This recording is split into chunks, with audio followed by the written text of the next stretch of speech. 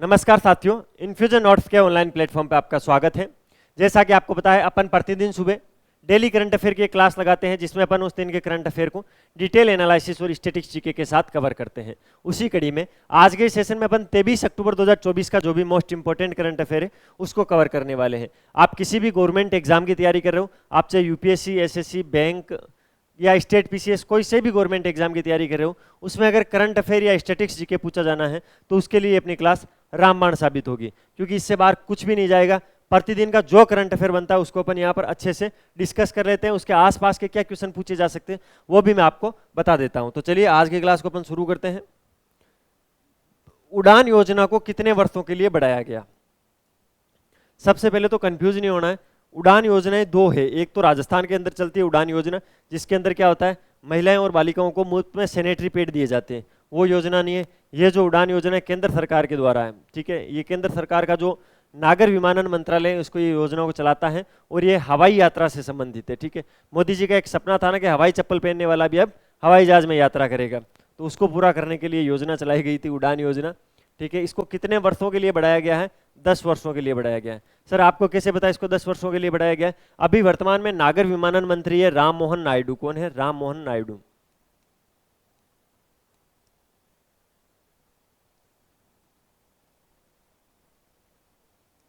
ठीक है सर। तो राम मोहन नायडू ने कल ऐसा बोला है कि हम जो उड़ान योजना है इसको आगामी 10 वर्षों के लिए बढ़ा रहे हैं। कितने वर्षों के लिए बढ़ा रहे हैं? आगामी 10 वर्षों के लिए बढ़ा रहे हो, ठीक है सर। 2016 के अंदर ये योजना प्रारंभ हुई थी। कब हुई थी ये योजना? इस योजना प्रारंभ हुई थी 2016 के अंदर, ये भी याद रखना है, ठीक है। तो इस योजना को 8 साल हो गए हैं। राम मोहन नायडू वर्तमान के अंदर नागर विमानन मंत्री है, जिन्होंने ऐसा बोला कि उड़ान योजना को 10 वर्षों के लिए बढ़ा दिया गया है। तो सर 10 वर्षों के लिए बढ़ाया गया, तो इससे पहले इन्होंने कुछ अच्छा काम किया होगा। अच्छे काम की बात करें तो देखो 2014 के अंदर भारत में 74 हवाई अड्डे थे, ठीक है सर। फिर अभी वर्तमान में 2024 में कितने? इस योजना के चलते 157 हवाई अड्डे। कितने? 2024 में 127 हवाई अड्डे हो गए, ठीक है सर। फिर तो इस योजना को बंद कर देना चाहिए, बहुत सारे हो गए। नहीं भाई, 2047 तक 350 से 400 करने हैं। कब तक?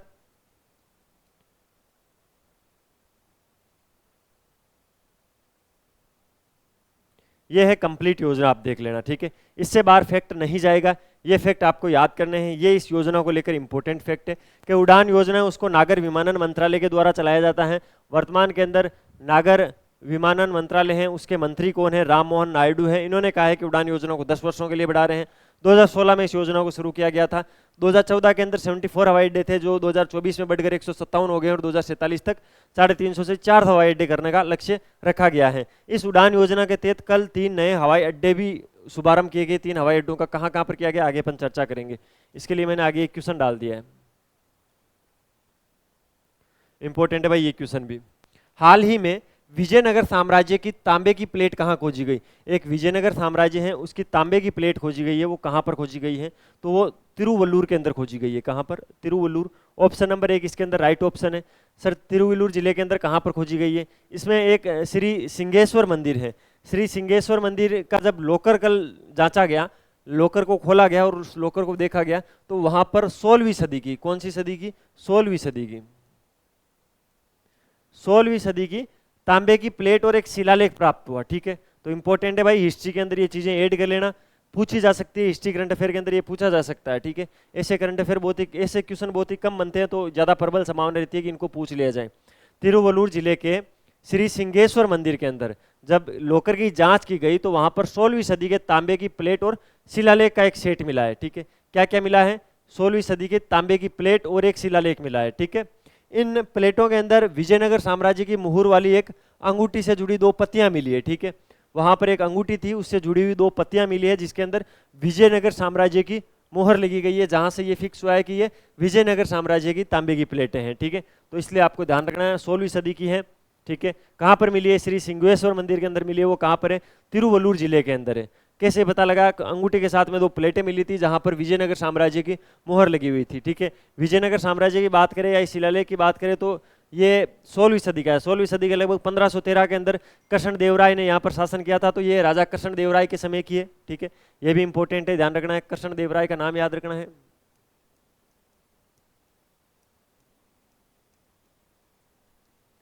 कृष्ण देवराय ने विजयनगर पर शासन कब किया था? 1513 के अंदर किया था।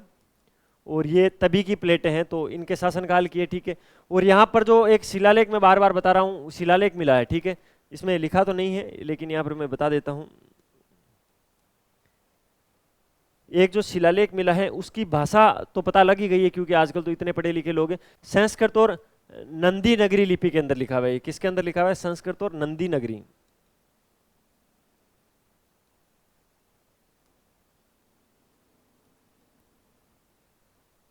संस्कृत, और ये इसमें डेस लगा देना भाई, संस्कृत और नंदी नगरी लिपि के अंदर इसको लिखा गया है, तो इंपॉर्टेंट है भाई, ठीक है। शिलालेख जब भी आता है तो क्या पूछा जाता है? उसकी लिपि पूछी जाती है। तो ये जो तिरुवल्लुर के अंदर श्री सिंहेश्वर मंदिर के अंदर जो शिलालेख मिला है, उसकी भाषा क्या है या लिपि क्या है? संस्कृत और नंदीगिरी लिपि के अंदर लिखा गया है। ये कृष्ण देवराय के समय का है, 1513 के लगभग का ये है, ठीक है। और इसके अंदर ये 16वीं सदी का है, तो इसके अंदर विजयनगर साम्राज्य की मुहर वाली अंगूठी है, जिस पर ये छाप लगी हुई है। दलित उपकोटा लागू करने वाला पहला राज्य कौन बना है? 3 स्टार लगा लेना इस क्वेश्चन को। दलित उपकोटा लागू करने वाला पहला राज्य बना है हरियाणा। हरियाणा में भी चुनाव हुए थे। हरियाणा के वर्तमान में मुख्यमंत्री कौन है? आप जल्दी से मुझे एक बार कमेंट बॉक्स में बताना, आप कैसी क्या तैयारी कर रहे हो, अभी आपका पता लग जाएगा। हरियाणा के अंदर वर्तमान के अंदर हरियाणा के मुख्यमंत्री कौन है? जल्दी से कमेंट बॉक्स में मुझे बताओ। दलित उपकोटा लागू करने वाला पहला राज्य बन गया भाई हरियाणा, ठीक है। दलित उपकोटा को अभी मतलब डीएसी के नाम से जाना जाता है, तो आप अगर खबरों में देखोगे तो डीएसी के नाम से देखोगे, ठीक है। ये क्या है सर? दलित उपकोटा क्या है? ठीक है, इसके अंदर जो अनुसूचित जातियों में और भी वंचित जो लोग हैं उसके लिए एक अलग से उपवर्गीकरण किया गया है, जिसको डीएसी से नाम जाना जाएगा, ठीक है। इसके अंदर भी 2 सूचियां होगी, ठीक है। एक तो डीएसी होगी जिसके अंदर वंचित अनुसूचित जातियां होगी, और एक अन्य अनुसूचित जातियां होगी, ओएसी होगी, ठीक है। तो डीएसी और ओएसी के अंदर इसको विभक्त किया है। ये नया उपवर्गीकरण है, ठीक है। इसके अंदर होगा क्या? तो जो सरकारी नौकरियां हैं उसके अंदर 20% तक अनुसूचित जाति कोटे का जो 20% है, उसमें उसकी जगह उसको 50% मिलेगा। अब कितना मिलेगा? 50% मिलेगा, ध्यान रखना है। और ये जो उपवर्गीकरण है वो रोजगार के अंदर असमानताओं को दर्शाने वाले जो पुराने अपने अपने अनुभव से जो आंकड़े, अनुभवजन्य जो आंकड़े हैं, उन पर आधारित है ये, ठीक है। ध्यान रखना है। दलित उपकोटा लागू करने वाला पहला राज्य कौन बना है? हरियाणा बना है। झारखंड के नए डीजीपी किन्हें नियुक्त किया गया है? तो अजय कुमार सिंह को। अभी बता आपको झारखंड के अंदर चुनाव है, झारखंड के अंदर चुनाव को देखते हुए चुनाव आयोग ने इनको नियुक्त किया है। अजय कुमार सिंह को चुनाव आयोग ने ही नियुक्त किया है। चुनाव आयोग ने भी 3 आईपीएसों के नाम बताए थे और बोला था कि ये सबसे ईमानदार आईपीएस है। उनमें से एक अजय कुमार सिंह भी थे, और उनको झारखंड का नया डीजीपी नियुक्त किया है चुनाव आयोग ने, ठीक है। किन्होंने किया है? चुनाव आयोग ने इनको नियुक्ति दी है। इंपॉर्टेंट है, ध्यान रखना है, ठीक है। इसके अलावा पहले झारखंड के डीजीपी कौन थे? तो अनुराग गुप्ता थे, ठीक है। और पिछले जब झारखंड के अंदर चुनाव हुए थे, ठीक है, उस टाइम चुनाव के अंदर वो संदिग्ध पाए गए थे, ठीक है। उन पर कदाचार के आरोप लगे थे, जिसके चलते इनको हटा दिया गया है। और ये हैं 1919वें बैच के आईपीएस अधिकारी हैं, ठीक है। इसके अलावा इस पर जो मैंने अभी बताई दिया आपको, 3 अनुशासित जो आईपीएस है उनकी श्रेणी के अंदर, उनके पैनल के अंदर इनका भी नाम था और इनको चुना गया था, ठीक है। झारखंड के अंदर 13 और 20 नवंबर 2024 को 2 चरणों में चुनाव होने, ये आपको पता होगा, 13 और 20 नवंबर को होगा। 2 चरणों के अंदर झारखंड में चुनाव होना है, जिसके चलते चुनाव आयोग ने झारखंड के नए डीजीपी के रूप में अजय कुमार सिंह को नियुक्त कर दिया है, ठीक है। तो ये आप चीज ध्यान रखना है। उड़ान योजना कब प्रारंभ हुई है? मैंने बता दिया 2016 के अंदर। इसको कितने वर्षों के लिए बढ़ा दिया गया है? इसको 10 वर्षों के लिए बढ़ा गया है। इस साल अपन ने इसकी कौन सी वर्षगांठ बनाई थी? 8वीं वर्षगांठ बनाई थी। कौन चलाता है? नागर विमानन मंत्रालय इसको चलाता है, ठीक है। ध्यान रखना 2016 के अंदर चली थी उड़ान योजना। इसके तहत कल कुछ नए हवाई अड्डों का उद्घाटन किया गया था। अब यही पूछा गया है कि वो हवाई अड्डे कौन कौन से थे। तो एक तो रीवा मध्य प्रदेश के अंदर हवाई अड्डा खोला गया था, एक अंबिकापुर छत्तीसगढ़ के अंदर, और एक सहारनपुर यूपी के अंदर। तो इन 3 जगहों पर कल नए हवाई अड्डे खोले गए थे। तो इसलिए इस क्वेश्चन के राइट ऑप्शन में जाएगा ऑप्शन नंबर 4। उपरोक्त सभी इस क्वेश्चन के परिप्रेक्ष्य में राइट ऑप्शन है, ठीक है। उड़ान, प्रधानमंत्री जी ने उड़ान योजना के तहत एक तो रीवा मध्य प्रदेश के अंदर, अंबिकापुर छत्तीसगढ़ के अंदर और सहारनपुर यूपी के अंदर, उत्तर प्रदेश के अंदर हवाई अड्डों का उद्घाटन किया था, ठीक है। सरकार ने इसके साथ मैंने बता दिया है 10 वर्षों के लिए उड़ान जो हवाई अड्डा परियोजना है उसको बढ़ा दिया गया है, और इस योजना के तहत कल एक घोषणा की गई है आगामी 10 वर्षों के लिए, ठीक है, हवाई अड्डा से रिलेटेड कोई भी परियोजना होगी, ठीक है, हवाई अड्डा परियोजना होगी,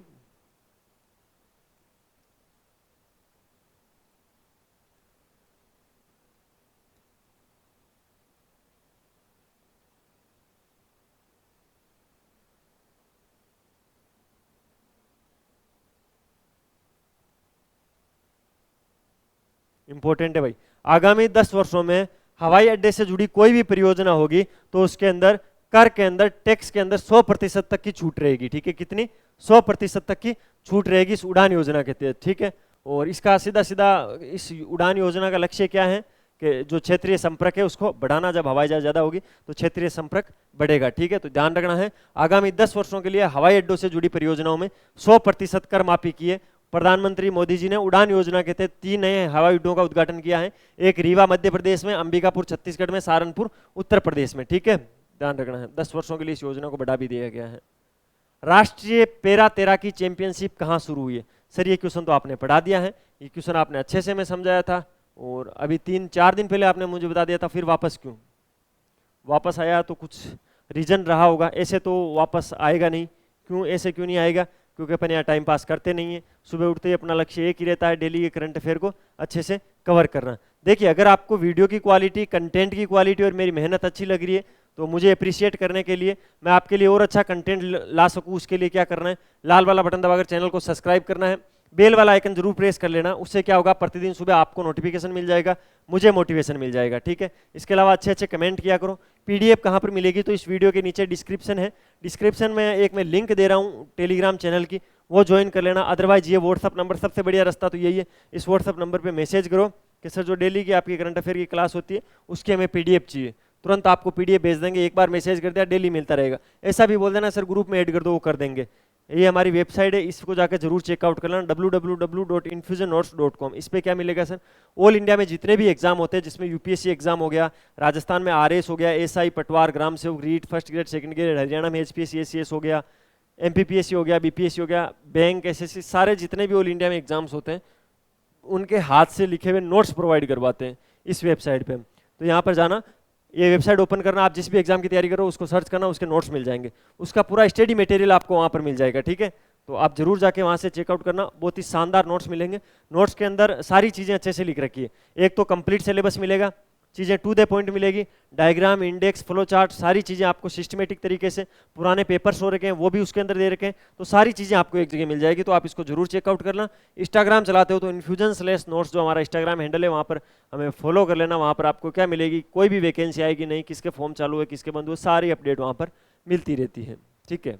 हाँ, राष्ट्रीय पैरा तैराकी चैंपियनशिप है वो गोवा के अंदर हुई है भाई। गोवा में कहाँ पर हुई है? गोवा की राजधानी पणजी के अंदर हुई है, ठीक है सर। अब इसके अंदर कुछ मेडल जीते गए हैं, वो आपको बताता हूँ। एक इसके अंदर प्रतियोगिता होती है S4 100 मीटर के नाम से, तैराकी की S4 100 मीटर जो प्रतियोगिता होती है, उसके अंदर गोल्ड मेडल किसने जीता है? तो लखन सिंह ने जीता है। किसने जीता है? लखन सिंह ने, ठीक है सर। ये कहाँ के हैं? ये है राजस्थान के। राजस्थान के लखन सिंह ने S4 100 मीटर प्रतियोगिता के अंदर क्या जीता है? तो गोल्ड जीता है, ठीक है। ठीक है सर, एक तो आपने बता दिया S4 100 मीटर जो फ्री स्टाइल स्पर्धा है उसके अंदर स्वर्ण पदक जीता है राजस्थान के लखन सिंह ने, ठीक है। इसके अलावा ओडिशा के कमलकांत थे, उन्होंने रजत पदक जीता है इसके अंदर, और हरियाणा के बलराम ने कांस्य पदक जीता है। तो दो नाम और याद रख लेना, लेकिन इंपॉर्टेंट यही है S4 100 मीटर में लखन सिंह है राजस्थान के, उन्होंने गोल्ड मेडल जीता है। बाकी याद रखो तो उड़ीसा के जो कमलकांत है उन्होंने रजत पदक जीता है, और हरियाणा के बलराज ने कांस्य पदक जीता है। यहाँ तक कोई दिक्कत? कोई दिक्कत नहीं। एक इसके अंदर S5 100 मीटर प्रतियोगिता होती है। क्या होती है? S5।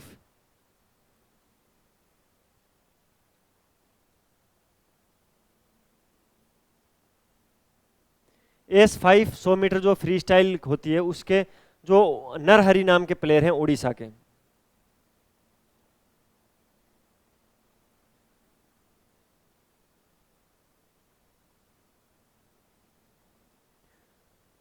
उड़ीसा के नरहरि ने S5 100 मीटर प्रतियोगिता के अंदर ये जीता है, ठीक है। इसके अलावा रजत पदक किसने जीता इस प्रतियोगिता में, तो लक्ष्मा राव ने जीता, आंध्र प्रदेश के लक्ष्मा राव। और इसके अलावा कांस्य पदक किसने जीता है, शम्स आलम ने जीता, जो कहाँ के, बिहार के हैं, ठीक है। इतने नाम आपको याद हो गए। एक इसके अंदर एस 6 100 मीटर प्रतियोगिता होती है, एस 6 100 मीटर प्रतियोगिता होती है, ठीक है। इसके अंदर सर क्या रहा था, तो इसके अंदर जो महाराष्ट्र के हैं चैतन्य, कौन है चैतन्य,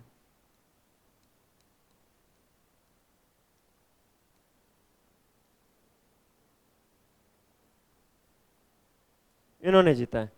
तो ये इस प्रतियोगिता को लेकर कल कुछ इंपॉर्टेंट इवेंट हुए थे जिसके मेडल है। राष्ट्रीय पैरा तैरा की चैंपियनशिप कहाँ शुरू हुई है, गोवा के पणजी के अंदर। एस 400 मीटर प्रतियोगिता में राजस्थान के लखन सिंह ने गोल्ड मेडल जीता है। इसी के साथ उड़ीसा के कमलकांत ने रजत पदक जीता है और हरियाणा के बलराज ने कांस्य पदक जीता है।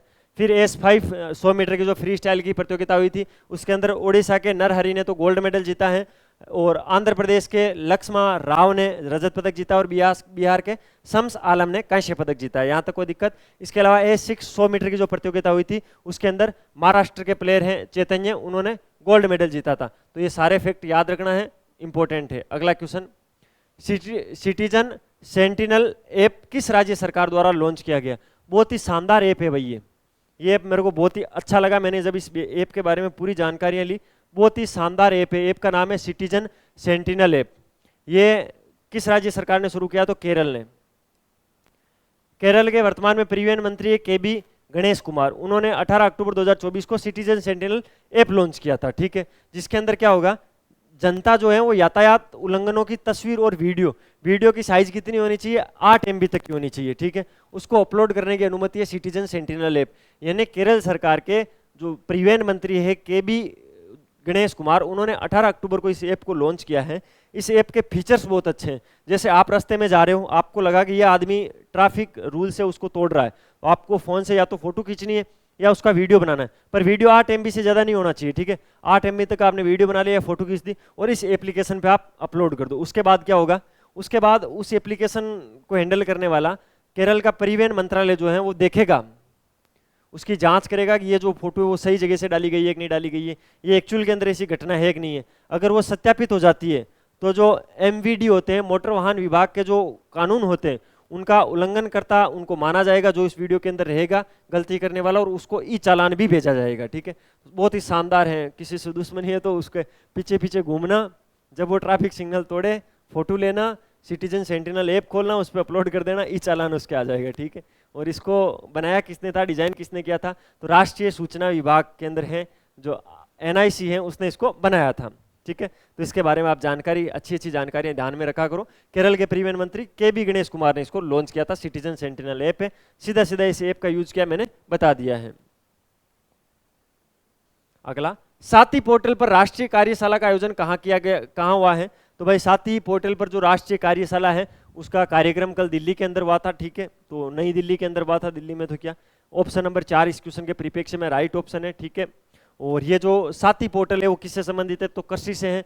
कृषि एवं किसान कल्याण विभाग है, उसने नई दिल्ली के अंदर साथी पोर्टल पर एक राष्ट्रीय कार्यशाला का आयोजन किया था, जिसके अंदर बीज पता लगाने की क्षमता और सूची प्रबंधन पर ध्यान केंद्रित करते हुए इसको किया गया था। यानी ये जो पोर्टल है साथी पोर्टल, वो भी राष्ट्रीय सूचना विज्ञान केंद्र के द्वारा ही विकसित किया गया है, जिसको पिछला ऐप जो सेंटिमेंटल ऐप था उसने जिसने बनाया था वही साथी पोर्टल भी उन्होंने ही बनाया है, ठीक है। इस पोर्टल का उद्देश्य क्या है, बीज की गुणवत्ता और प्रामाणिकता को बढ़ाना। यानी कोई बीज कितना गुणवत्तापूर्वक है उसकी प्रामाणिकता को बढ़ाने के लिए साथी पोर्टल को लॉन्च किया गया था। और साथी पोर्टल पर राष्ट्रीय कार्यशाला का आयोजन अभी कहाँ पर हुआ, फिलहाल नई दिल्ली के अंदर हुआ है। 2026 के अंदर राष्ट्रमंडल खेल होने हैं, उससे पहले बहुत सारे खेलों को, इतने ही नहीं है, ये 3 ही गेम नहीं है, अभी मैं पूरी सूची दूंगा आपको। बहुत सारे खेलों को राष्ट्रमंडल खेलों से हटा दिया गया है, जो 2026 के अंदर राष्ट्रमंडल के खेल होने उसमें से हटा दिया गया। इसमें तो ऑप्शन नंबर 4 सही होगा। देखिए 2026 के राष्ट्रमंडल खेलों में से हॉकी को, शूटिंग को, क्रिकेट को, बैडमिंटन को, कुश्ती को, टेबल टेनिस को, स्क्वैश जो गेम होता है उसको, और ट्रायलोथन गेम है, इन गेमों को हटा दिया गया है, ठीक है। तो ध्यान रखना है, हॉकी, शूटिंग, क्रिकेट, बैडमिंटन, कुश्ती, टेबल टेनिस, स्क्वैश और ट्रायथलॉन गेमों को 2026 के राष्ट्रमंडल खेलों से हटा दिया गया है। क्यों हटाया गया? बोला कि इन खेलों को कराने ज़्यादा तो पैसा खर्च होता है और इतनी व्यवस्थाएं हम नहीं कर पाते, तो इसको हटा दिया। ठीक है, तो फिर इसके अंदर होगा क्या? इसके अंदर टोटल 10 गेम होंगे। कितने? 10 गेम होंगे। अब राष्ट्रमंडल खेलों के अंदर खेलों की संख्या कितनी है? 10 खेल होंगे इसमें। या तो आप ये 10 खेल याद कर लो, या जिनको हटाएं वो याद कर लो। ठीक है, सबसे अच्छा तो इन 10 खेलों को याद कर लो। इसमें एक तो एथलेटिक्स के गेम होंगे, तैराकी के गेम होंगे, जिम्नास्टिक के होंगे, ट्रैक साइकिलिंग के जो गेम होते हैं वो होंगे, नेटबॉल, बारतोलन, मुक्केबाजी, जूडो और ब्लाउस, और 3x3 का जो बास्केटबॉल होता है वो शामिल किया गया है। तो इसके अंदर टोटल कितने गेम? 10 गेमों को शामिल किया गया है। ठीक है, 12 साल के बाद में ग्लासगो के अंदर ये होने जा रहा है। कहां पर? ग्लासगो। 2024 वाला कहां पर होगा? 2026 वाला ग्लासगो के अंदर होगा। और इसमें से कौन कौन से खेल? हॉकी, शूटिंग, क्रिकेट, बैडमिंटन, कुश्ती, टेबल टेनिस, स्क्वैश और ट्राइथेलॉन को हटा दिया गया है। इसके अलावा एथलेटिक्स, तैराकी, जिम्नास्टिक, ट्रैक साइकिलिंग, नेटबॉल, भारोत्तोलक, मुक्केबाजी, जूडो और वो 3x3 का बास्केटबॉल सहित इन 10 गेमों को रखा है। 12 साल बाद में ग्लासगो के अंदर ही होने जा रहा है। असंगठित श्रमिकों के कल्याण के लिए ई श्रम वन स्टॉप सॉल्यूशन का शुभारंभ कहाँ हुआ है? ये भी भाई एक इंपॉर्टेंट क्वेश्चन है। ठीक है, इसका शुभारंभ कर दिया है। ठीक है, तो ध्यान रखना है, नई दिल्ली के अंदर ही इसका शुभारंभ हुआ है। ऑप्शन नंबर 1 इसके अंदर राइट ऑप्शन है। असंगठित श्रमिकों के कल्याण के लिए ई श्रम वन स्टॉप सॉल्यूशन, ये क्या है सर? ई श्रम वन स्टॉप सॉल्यूशन क्या है? देखिए, इसके अंदर क्या होगा, जो असंगठित श्रमिक हैं, ठीक है, उनकी जो सामाजिक सुरक्षा के लिए कुछ योजनाएं चलाती है भारत सरकार, जैसे one nation one ration card हो गया, मनरेगा हो गया, राष्ट्रीय सामाजिक सहायता कार्यक्रम, और जो प्रधानमंत्री श्रम योगी मानधन जैसी ऐसी कुछ योजनाएं हैं जो सामाजिक सुरक्षा प्रदान करती है असंगठित क्षेत्र के श्रमिकों को। उन सब के डाटा एक जगह करने के लिए एक नया प्लेटफॉर्म बनाया गया है, जहां पर जो अलग अलग सरकार के मंत्रालय हैं उनके जो भी डेटा है उनको एक जगह किया जाएगा, और उसके लिए ई श्रम वन स्टॉप सॉल्यूशन है। यानी किसी भी असंगठित श्रमिक के सभी विभागों से डाटा को कलेक्ट करके एक जगह लाया जाएगा, और उसको जो सामाजिक सुरक्षा के लिए जो उसके लिए अलग अलग योजनाएं चलाई जा रही है उनका एक साथ लाभ देने के लिए ये ई श्रम वन स्टॉप सॉल्यूशन का शुभारंभ हुआ है। कहाँ पर हुआ है? नई दिल्ली के अंदर। ऐसा भी पूछा जा सकता है कि ई श्रम वन स्टॉप सॉल्यूशन है वो किन के लिए है? तो असंगठित श्रमिकों के कल्याण के लिए है।